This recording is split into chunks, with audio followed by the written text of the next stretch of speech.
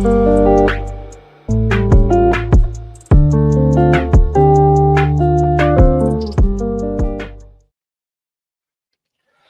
อสงค่าพี่น้องผู้ชมยินเสียงใต้ดินนับยำกูเจ้ากูป้าแก้มหลีกตั้งสายลมอีกบาดังข่าวลงแรงเปิงไหลมาพบโทพบญาพี่น้องขากวาดแทงวันหนึ่งเขาย้อนหาตั้งหักเมตตาตั้งนิมสาตั้งสมซื้อมนเปียวติลูกตีเถาลาพระเป็นเจ้าขามาแต่อยู่ในหูสาวขากว่าหังผ่าหังวันเสกรรมค่ะวันที่บนมาเขาขาเลยเห็นยาม2อย่าสว่างชุกคัน6คันเนาะเป็นวันดีก้นมิวอิศิลาตั้งจื้อจัดเจ้าคือกำเหลียวคันนะแต่จะดีเจ้ามุนยาคุณออกคำโซลมุนมุมัดพองเมืองขุนซึกเจ้าก้นดับซึกและก้นที่เป็นเกตเป็นหูก้นมิวอิศิลา12คือในสมัยแก้มลีกเลยแต้มไว้ว่าก้นมิวอิศิลากามีตังเสียงค่ะ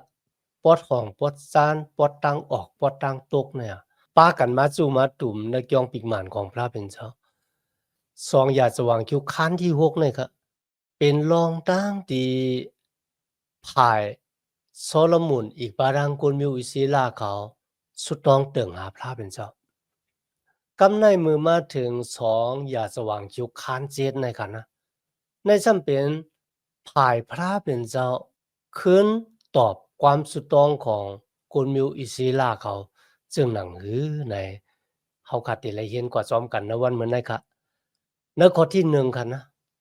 วายเสเจ้ามุนยาคุณออกคำโซโลมุนคุบเข่าลงต่อหน้ากุลมิวอิศิลายก็สุดต้องเติ่งหาพระเป็นเจ้าเย่าๆในค่ะนะมือสุดต้องย่อค่ะไพ่ตีลูกตีเมืองกลางหาวเป็นไพ่ของพระเป็นเจ้าลงมาเผาเครื่องปลูกจ่อต่อหน้ากุลมิวอิศิลาทั้งหลายค่ะนั่นมันบอกว่าพระเป็นเจ้าตอบความสุดต้องของเขาค่ะนะอันนี้เป็นผ่ายพระเป็นเจ้ามันเหมือนเรื่องว่าเฮาเลยยินความสุดต้องของสูเยาก็ย่องปีกหมานที่สูเฮ็ดมาสักกะปันเฮาเนี่ยเฮาหับขามเอาเย้าแหน่มันเป็นความตอบที่ลูกที่พระเป็นเจ้ามาในข้อที่2ค่ะนะปะล้อเหกที่หักท่ามนาการพระเป็นเจ้าในย่องปีกหมานเนี่ยอยู่มไล่ครับว่าก็บ่ซังค่ะก็บ่ว่าตั้งเหยื่อเมียดอันนั้นมีที่สุดที่เสียงของพระเป็นเจ้าอยู่เต็มย่องปีกหมานของพระเป็นเจ้า ไพ่ของพระเป็นเจ้าเผาเครื่องปลูกจอตีอยู่ในเข่งปลูกจอต่อหน้าก้นมิวอิศิลาค่ะนะก้นมิวอิศิลากูก็เลยหันไพ่ในปลอเหตุตีตึกหาหับทำนาการในจ้องปิกหมันพระเป็นเจ้าก็อยู่ในจ้องปิกหมันแหละก็เพราะว่าในจ้องปิกหมันนั้นน่ะมันบอกว่าพระเป็นเจ้ามีอยู่ที่นั่นพระเป็นเจ้าเป็นผู้ที่มดสั่งเขาสายก็มีตั้งอย่างมีอะไรสูงสุดมือโกนมิวอิศิลาอีกบาทางปัลโลเฮกก็จะมุนเยอะคุณโอข้ามนั่งหลายเนี่ยไล่หันไพ่ของพระเป็นเจ้า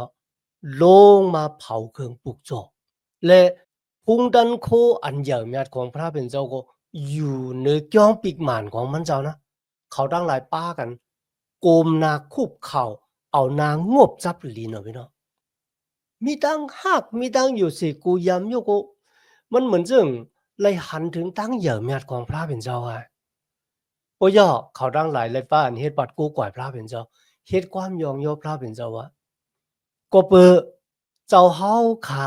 เป็นผู้ที่เหย่าเมียก็เปิดตั้งหักมันเข่งของเจ้าเฮาค่ะแต่อยู่นิกจะเท่าละก็เปิดเจ้าเฮาค่ะเป็นเจ้าพระที่เหย่าเมียก็เปิดตั้งหักเมตตาของเจ้าเฮาค่ะเนี่ยแต่อยู่นิกจะเท่าละพี่น้องค่ะมือเฮาค่ะโดยในแกมโลมากค่ะนะ กุนมิวอิศิลาอีวาเนี่ยมันเป็นพลาเนี่ยที่ในเฮาคาลายันว่ากุนมิวอิศิลาเนี่ยเขามีพุงดันโคอันยาวเมียดมีวันสุดวันเสียงของพระเป็นเจ้ามันเป็นกุนชื่อจัดเจ้าคือเหลียวตีไลหันพุงดันโคอันยาวเมียดที่มีที่สุดที่เสียงของพระเป็นเจ้าค่ะนะมีคนชื่อจัดเจ้าคือเหรอคะลูกที่ไลหันเหมือนซึ่งที่เขาไลหันเนี่ยค่ะนะ พระเป็นเจ้ามีแต่ห้ามมีแต่ห้าเนี่ยเลยมีตั้งถังเทิมณจุดตาสักของเขาก็เพราะว่าพระเป็นเจ้าว่าอย่าไปเฮ็ดหุ่นหังช้างทู่มาไวนะครับลูกเมื่อคุกจะไล่ไพ่ที่ไหนเฮ็ดให้ข่าวลุงแนงเบิ่งก็คุกจะไล่ปอกกันดังสุดกันนะมีไว้ในยามันออกกว่าค้าน40คันเนาะข้อที่34ถึง 35ครับที่นั่นเป็นตั้งอันพระเป็นเจ้าเฮาโมเสเฮ็ดซุ่มเถียงเงินคำพระเป็นเจ้ามือเฮ็ดยาวๆค่ะนะหลู่เครื่องปลูกโจนั่นน่ะที่นั่นก็ไพ่ของพระเป็นเจ้าก็ลงมาเหมือนกันครับมีไพ่ของพระเป็นเจ้าลงมาเผาเครื่องปลูกโจเหมือนกันตั้งอย่างเนี้ยที่เป็นหมอกกุมของพระเป็นเจ้านี่ก็เต็มอยู่ในซุ่มเถียงเงินคำของพระเป็นเจ้าปะโลเฮ็ดอยู่นั่นนำแหละที่พระเป็นเจ้าอยู่มันหมดสั่งขาวสาค่ะนะโกนมีบัวระแปดอยู่มเลยปอกได้ก็เหมือนกันครับเฮาคาไลหันไพ่ของพระเป็นเจ้าลงมากเว้ยเหมือนกันพุงดันโคอันนั้นมีที่สุดที่เสียงของพระเป็นเจ้าก็อู้เปิงอยู่ในจ้องปีกหมานของพระเป็นเจ้าพี่น้องครับพระเป็นเจ้าเปียงปอจากจ้องปีกหมานก็เปือว่ามันห่างหลีค่ะเจอเขามันห่างหลีแท้พระเป็นเจ้าเปียงปอจากในจ้องปีกหมานก็เปือมันมีกายคันโนหาเนี่ยมันนำจะตั้งอันพระเป็นเจ้าเปียงปอจากในจ้องปีกหมานนั่นนะก็เปือมันยื่งถึงเจ้าเยซูคริสต์ยื่งถึงเจ้าเยซูคริสต์ว่าเจ้าเยซูคริสต์ค่ะนะได้มาเป็นเครื่องปลูกโจปุ่นดาได้ถูดเอาโกนโลกาออกปนมนต์หลอดสิวระแปดตรงในก้อยค่ะที่ไพ่ของพระเป็นเจ้าลงมาเผาเครื่องปลูกโจไม่กว่าตั้งเสียงตั้งหมดในค่ะนะในข้อที่4ข้อที่5ค่ะคุณหอคำอีกบาดังกลมิวอิซิลาทั้งหลายเนี่ยป้ากันหลู่เครื่องปลูกโจพี่น้องกันนึกเครื่องปลูกโจนั่นน่ะมันกีดนะกำในเขาเจอวางจองปีกหมานเนี่ยเขาสุกปอดล่างวางจองปีกหมานเนี่ยก็เผาเครื่องปลูกโจในวางจองปีกหมานครับบัวนึกเครื่องปลูกโจมันโบค่ะนะเขาลูโว22,000เฮงตูค่ะโซซ้ำว่า120,000ตูอาล่ะเขาว่ามีเครื่องปลูกโจอันไรคะนะดินนำเลยสิในแทงอะมีค่ะนะมันจะตูสองตูค่ะนะวัวก็นับอ่านโหมื่นโซก็นับอ่านโหแสนพี่น้องเจนจ้าด้วยค่ะลูกก็ผู้สังเขาหลู่นำบ่ตันนายค่ะล่ะนะพี่น้องค่ะเฮ็ดให้คุกจะไล่มือคนเมียวอิสราออกเมืองอียิปต์มาค่ะนะในคืนนั้นค่ะคนเมียวอิสรากูเฮิรนครับ1เฮิรนโซ1ตูเขาแหมบ่ยอก็เอาเลือดโซนั่นน่ะกวาดตาไว้ที่ขอบปักตูกันนะตั้งอันลูกเครื่องปลูกสอนนำบ่ตันนายน่ะมันเยื้องถึงพระนั่นก็เยื้องถึงเจ้าเยซูคริสต์เหมือนกันค่ะนะเจ้าเยซูคริสต์มาเป็นเครื่องปลูกโจมันนำจางนับอ่านกาคันที่เป็นเงินเป็นคำไรกันนะเจ้าเยซูคริสต์ถูกเอาเข้าคำจะรวยเงินจะรวยคำก้วยการรวยเลือดเมียดของมันเจ้าไหนพี่น้องคำมาอ่านด้วย1เปโตรข้าน1ข้อ18ถึง19 1เปโตรข้าน1ข้อ18ถึง19เขามีดังนั้นต่างเกจูพระเป็นเจ้าดีไลหันคนเมียวอิสราเขาลูเครื่องปลูกโจปันพระเป็นเจ้าเนี่ยค่ะนะลูเสียงสุดหมักหูใจของเขาแต่ว่าคำเดียวกันนะพี่น้องค่ะในวันนี้ค่ะนะเขาขาดังหลายเนี่ยเพราะว่าเฮ็ดปุนตาดูเจ้าเก่าเนี่ยกาคือก็ไล่ในค่ะนะกุ้ยกาบอกว่าเดลูเด็กเขามามีปุนมีส่วนในพระเป็นเจ้าวางบอกเขาขาใกล้ว่นนำค่ะนะมันเหมือนจะเป็นก้นขีดถี่ต่อพระเป็นเจ้าในกันเลยที่ในเขาคาไลหันพระเป็นเจ้าเนี่ยจะว่าถ่อมความสุดโตองของเจ้ามุนเหยกคุณออกคำโซโลมอนกันนั่นกุ้ยกะพระเป็นเจ้ายังส่งภัยลงมาเผาเครื่องปลูกโจหรือสินั่นกะค่ะนะพุงดันคู่อันเหยี่ยมยัดของมันเจ้าเหมือนเจ้าหนังหมอกกุมเนี่ยเต็มอยู่ในจองปีกหมานของพระเป็นเจ้าทั้งอันนั้นมันบอกว่าพระเป็นเจ้าอามาขามว่ามันเจ้าหาบเอาจองปีกหมานตีโกนเมียวอิสราเขาเฮ็ดหลู่มันเจ้าจองปีกหมานดังเจงเจ้าเขียงข้าวยาม7 ปีกันเนาะในวันนั้นก็พระเป็นเจ้าขึ้นตอบปันกนมิวอิสราทั้งหลายว่าเฮาหับขามเอาจ้องปีกหมานที่สูเฮ็ดหลู่บันเฮาเย้าเนี่ยพุงตันโคของพระเป็นเจ้าเต็มในจ้องปีกหมานของพระเป็นเจ้าหมอกกุมที่เต็มในจ้องปีกหมานนั่นน่ะมันเป็น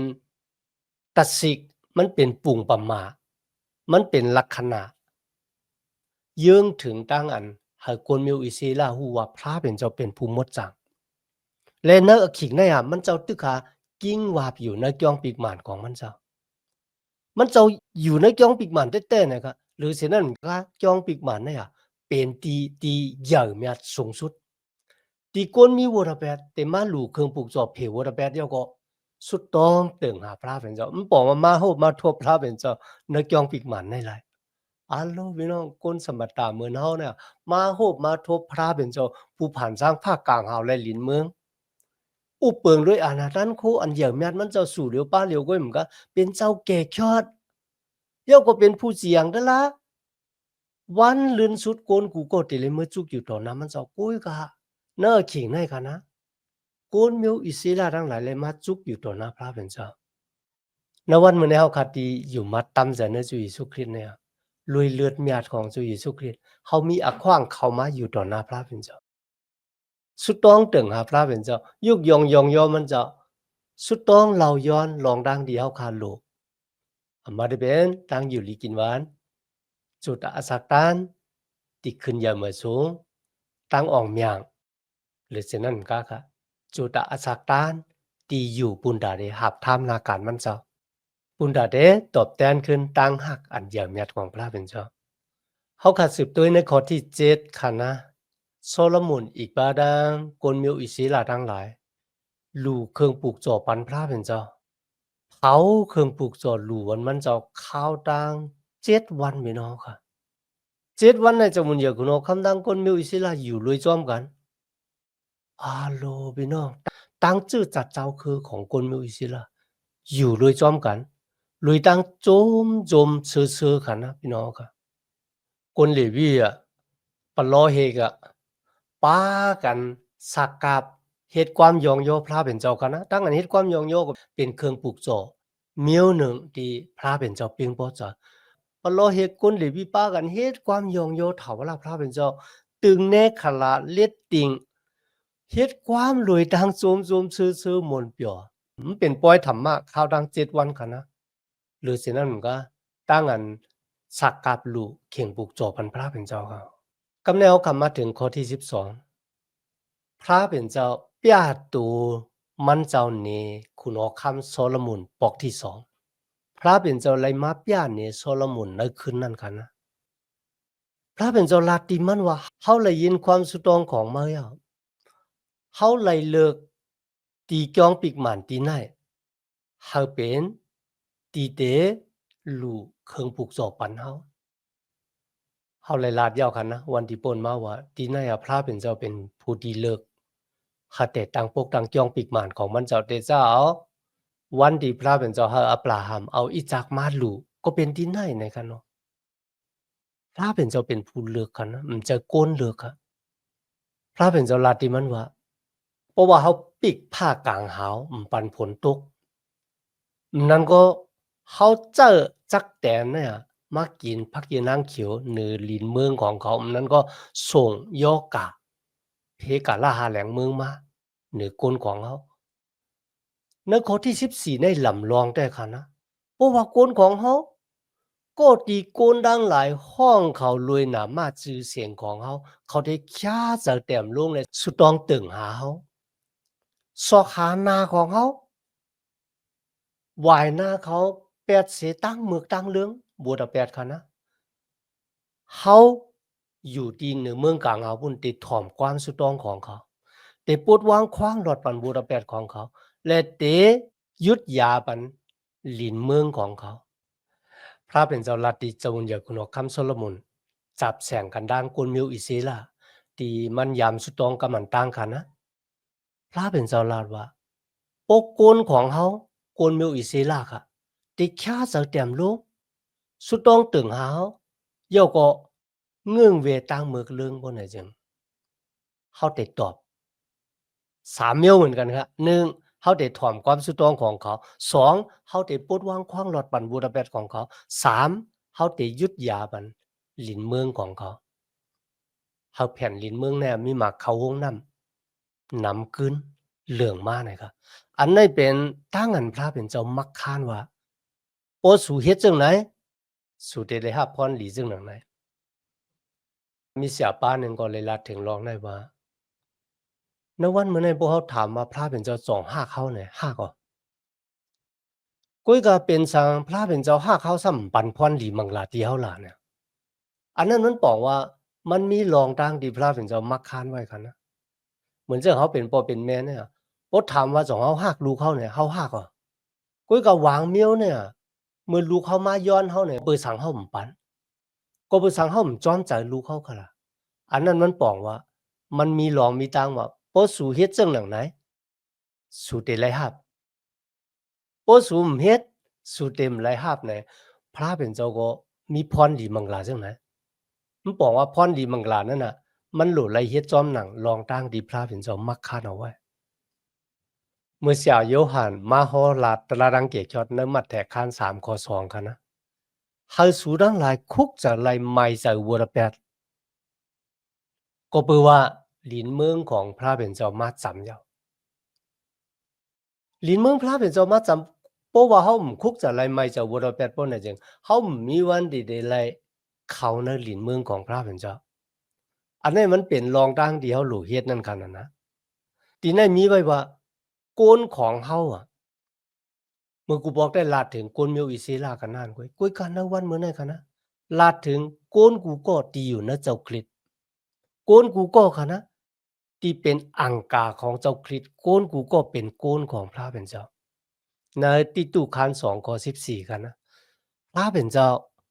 ไล่ปันมันเจ้าอาศักเจ้าเยซูเลยกันนะปุณดาเดถูดอเฮาป่นเสตั้งอันนำตรามันป่องเอาบูดาเปดสุกปอดล่างเฮาหมดจางเป็นโกนดีมีกายขันหลวงปุณดามันเจ้ายก็เป็นโกนดีคัดจาเฮ็ดสร้างตั้งดีในเอแพดคาน4ข้อที่1คันนะทอกลุยตั้งหันตุ้ยหันถึงเจ้าคริสคันนะตีไหลห้องเฮาขามาเนี่ยเฮาขามิจะแค่แต้มลงเยื่อนกันต่อกันและกันลุยตั้งหักในเขากะละที่คานหาข้อ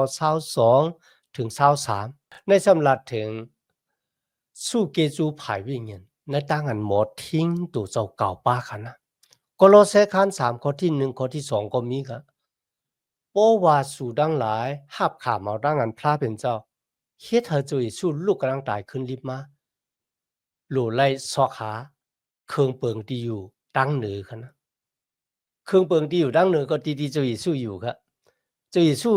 นั่งอยู่ภายขวามือของพระเป็นเจ้าก็เพราะฉะนั้นเฮาค่ะเอาใจใส่เครื่องเปิงที่อยู่ตั้งเหนือเมืองกลางเฮาคันนะมันจะเครื่องเปิงที่อยู่เหนือลิ้นเมืองนี่แน่นะจำปฏิคาน3ข้อ19ค่ะเฮาฮักก็ละเฮาก็ปันสติป้อสอนก็นั้นก็เพราะฉะนั้นเฮาสู่ดังหลายมีตั้งคัดษาคุกษาไลไม่จะวัวแปดสูตาในเขาเพราะว่าเฮาคายเฮ็ดจึงหนังไหนบ่ไหนจึงพระเป็นเจ้าที่เฮ็ดจึงกันล่ะใน1โยฮันคาน3ข้อ22กันนะเฮาย้อนเมียวหลาเสมว่าเฮาก็ได้ไล่ลองนั่นๆที่พระเป็นเจ้าก็เปือเฮาเฮ็ดจอมหนังปิงหยับตราของมันเจ้าแลเฮากำจ้างตั้งอันเปิงปอเจ้าพระเป็นเจ้า1โยฮันคัน1ข้อ9เพราะว่าเฮาค่ะผู้ในวัวแปดเฮาต่อพระเป็นเจ้าเฮามันเจ้าปลดวางความหลอดมันเจ้าก็ได้ปลดวางความหลอดเดียวก็สุกปลดล่างปานเฮาหมดจ้างขาวซะต่างเกสู่พระเป็นเจ้ามันเจ้าเตยาบันนะครับนะลิ้นเมืองของเฮานี่เขามันบอกว่าลิ้นเมืองเฮาค่ะได้มันเป็นพรดีมังกลาภายวิญญาณเมื่อกูบอกเขาเป็นคนต่างเจ้าคือเขาเป็นญาณสู่จอมพระเป็นเจ้าคุยกันในวันเหมือนน่ะลุยเลือดเมียดของเจ้าเยซูคริสต์เฮาคาเลยข้ามตั้งอันพระเป็นเจ้าปลดวางความหลอดปั่นบูดาเปสต์เฮาเมืองกลางเฮาเป็นเมืองของเฮาเยรูซาเล็มมาที่เป็นเมืองของเฮาค่ะและเฮาคาเลยข้ามตั้งอันพระเป็นเจ้าจอยเฮาออกปุ้นมุ่นหลอดเสตามมาเปียดเนอหมอบภัยงหลายอันนั้นค่ะนะเป็นพรลีมังกลาภายวิญญาณกุยกับคนมีวิเศษได้พระเป็นเจ้าว่าเฮาได้ยึดยาบันลินเมืองของสูลินเมืองของเฮาคำเป็นพรลีมังกลาภายวิญญาณกันนะกติเสจากของพระเป็นเจ้าที่วัดที่ปันพรลีมังกลาเฮาในกันนะในข้อที่14เนี่ยมันเหมือนเจิงว่าโปเฮาเฮ็ดจังไหนเฮาสั่งเตไลหับโปเฮาเฮ็ดเฮาก็ไลหับเนี่ยมันเป็นรองต่างที่พระเป็นเจ้ามักคันเหมือนกันครับกับแนวขาดโดยต่างสุดตองเพราะว่าเฮาขาดสุดตองเสียงสุดหมักหูใจของเฮาขากันนะเหมือนเรื่องที่เจ้ามุนเหยียคุณเอาคำโซโลมอนสุดตองในสุดตองเอาแต่ว่ากันนะมันจะว่าลาทามันห่างหลี ปุ่นตาก้นวันก้นเมืองติอ้ามว่าหมอสุดต้องน่ะเนี่ยจะโอ๊ยกับเขาสุดต้องตื่งหาพระเป็นเจ้ามันลูกตีหูเจอของเขามาซ้อมหนังที่เขาพระเป็นเจ้าปันพรดีมังกลาตีก้นมิวอิสิล่ะและปดวางคว้างหลอดมือเขาพิษเบืองเส้นตั้งของพระเป็นเจ้ากว่ามันลูกตีหูเจอของเขามาก็เพราะฉะนั้นมือเขาสุดต้องเอาเตะเอาว่าเนี่ยพระเป็นเจ้าก็เลยยินพระเป็นเจ้าก็ตอบความสุดต้องของเขาลุยดังอันส่งภัยลงมาเผาเครื่องปลูกสอบแล้วก็มีหมอกกลุ่มเต็มอยู่ในจองปีกมันก็เพราะฉะนั้นนะวันเหมือนกันนะเครื่องตั้งหลูตีใหญ่ที่สุดที่คนมีวิเศษล่ะสักการปันพระเป็นเจ้าในวันนั้นนะมันเป็นหัวใจของเขาอะเครื่องตั้งหลูที่ใหญ่ที่สุดเขานะมันเป็นหัวใจของเขาใจว่าเขาหลูโซหลูโวกันนั่นก้อยเขานะก้อยกะเขามีใจที่ซื่อๆโยๆค่ะ หากอยู่เสกุยามสุโยต่อพระเป็นเจ้าอันนั้นค่ะเป็นที่เป็นโปเจอพระเป็นเจ้าเป็นเครื่องปลูกสอดที่ใหญ่ที่สุดนั่นน่ะเป็นหัวใจของเขาที่สักการหลู่วันพระเป็นเจ้าก็เพราะฉะนั้นนะวันเหมือนในคันนะเขาขาดหลู่เลยค่าจะเต็มลงเพราะว่าเขาขาดเฮ็ดผิดคุกจะไรไม่จะอุรแปดสุดต้องตึงหาพระเป็นเจ้าปุนตาตั้งหยับผึดตีปอเป็นมาในสุตาสาของเขาค่ะเตเลขามตั้งอันยุดยา พี่น้องค่ะต่างเกสู่พระเป็นเจ้าพระเป็นเจ้าเนี่ยเปิ้นล้อมหลู่ลุ่มลาดสึงจึงหวานเมืองมิวอิศิลาแต่ๆคันนะณวันมื้อนี้เขาเลยมืออยู่ขึ้นในเมืองของเขาคันเนาะมือโกนของเฮาถ่อมความของเฮาเฮาได้โปรดวางขว้างหลอดปั่นบูดาเปดของเขาได้ลุ่มลาหลินเมืองของเขาอีกบาดังอศักดิ์ส่วนตัวของเขาคันนะหน้าหอหน้าเฮือนของเขาหน้าที่การงานของเขาตรงวงแก่กลางโกนน่ะจื้อจัดเจ้าคือของเขากนเมียวเหลวีค่ะ ป้ากันเฮ็ดวัดกูก่อยพระเป็นเจ้าลุยดังนั้นเฮ็ดความยองย่อยก็เล็ดติ่งเป่าแนขลาคะนะลุยตั้งหักลุยใจดีโมจังข่าวสาก็เป็นจังนั้นแล้ววันเหมือนนะครับเพราะว่าเขาขายเฮ็ดวัดกูก่อยพระเป็นเจ้าลุเลยเฮ็ดวัดกูก่อยบ่ได้เป็นห้องกว้างบ่ได้เป็นเล็ดติ่งเฮ็ดลุยตั้งหักที่มีต่อพระเป็นเจ้าเฮ็ดลุยหูใจดีโมจังข่าวสาต่อพระเป็นเจ้า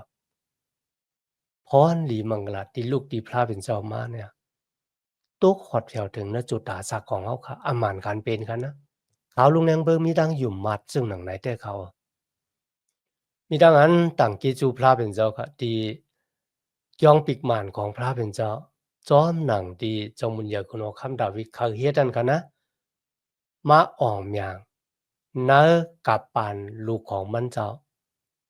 คุณคำโซโลมอนค่ะย่องปิกหมานพระเป็นเจ้าห่างหลีแต่ พระเป็นเจ้าเลยปันกติสัจจะที่กุนมิวอิศิลากันนะว่าตาของเฮาเตอยู่ในจ้องปีกหมานได้ใจของเฮาเตอยู่ที่ไหนเนี่ยเพราะว่าคนก็ล่ะเขามาฮบมาทบพระเป็นเจ้าเนี่ยเขาเข้ามาในจ้องปีกหมานพระเป็นเจ้าเขาเตไล่ฮบทบอำมานการเป็นข่าวลงแรงเบิงอยู่ว่าในวันนั้นกันนะกุนมิวอิศิลาเขาเต็มมีวันลืมที่พระเป็นเจ้าส่งภัยลงมาตอบความสุดต้องของเขา เอาเครื่องปลูกสนในวางจองนั่นน่ะใหม่กว่าตั้งเสียงทั้งหมดปลูกหางที่ตึกตัวอยู่ในคณะมันเป็นปลูกหางเอลียาย้อนภัยมาเผาเครื่องปลูกสนที่พระเป็นเจ้ากุยกับโซโลมอนและย้อนคณะพระเป็นเจ้าตอบความสุดตองของเขาโดยภัยของพระเป็นเจ้าเผาเครื่องปลูกสนในวางจองปิกหมานเขาอ๋อ มีดังนั้นต่างเกจูพระเป็นเจ้ายันนะในวันเมื่อในกะที่มาเห็นแกมลีกกว่าจอมกันตัวบถึงอาขิงเขาขาดสุดเชียงกว่ากันเนาะย้อนหาตั้งหักเมตตาตั้งนิมจาตั้งสมซื้อมนเปียวที่ลูกที่เท่าลาพระเป็นเจ้าเขาขามาแต่อยู่ในหูเจ้าเขาขากว่าหังเผาหังมันสิกรรมค่ะมาสุงค่า